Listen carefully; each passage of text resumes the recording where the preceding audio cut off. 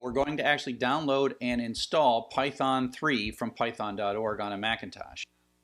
If you, your Macintosh for years has wonderfully come with Python 2. So if I type Python ---- version, then if I type that, I see that I've got Python 2.0. What we want to do is, in addition, install Python 3. One of these days, Macintosh might upgrade their distributed version of Python 3, but there's so many things inside Mac that depend on Python 2.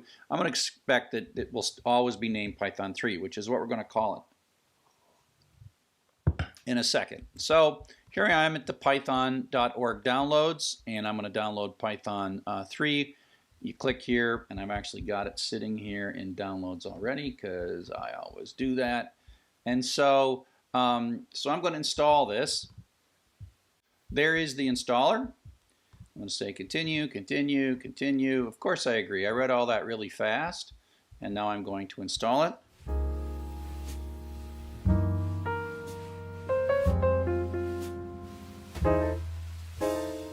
Okay. So now that means if I run a terminal, so this of course is start run terminal. So Python 2 is still there, but Python 3 is also now there. So we should have Python 3 installed. So we installed Python 3.6, and so there we go. And that's all it takes to install Python 3 on the Macintosh. So let's write our first little Python program. I'm going to, I like Atom. And so I've got this Atom editor. It's atom.io. Right here, atom.io. Download and install the Atom editor. I like it because Atom works the same on both Windows, Mac, and Linux. And it has syntax highlighting, and so I really like things like that. So I'm going to make myself a simple Python program. Hello world, like we always do. Now you'll notice that it's not syntax highlighting yet, but I'm going to do a file, save, oopsie daisy, file, save as, and I'm going to go into my desktop and I'm going to make a folder called py4e. I'm just going to call this hello.py. Oh crud. Got to rename it. Rename it.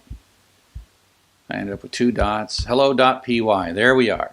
And so now I'm here and I'm in my home folder. I can go in my desktop and I can go into that new folder I made, Python for Everybody, and I can see the files. Now there are ways to run this, and I really want you to learn the terminal so that you really know what you're doing. And so here we are in the folder that has the Python, and then all we do to run it is we say Python 3 hello.py, and there we go. And of course this is Python 3 because I'm using parentheses there. So instead of double quotes. But Python 2 is still there, and of course if you just run Python hello.py, it'll be a syntax error or not. Must be they added something.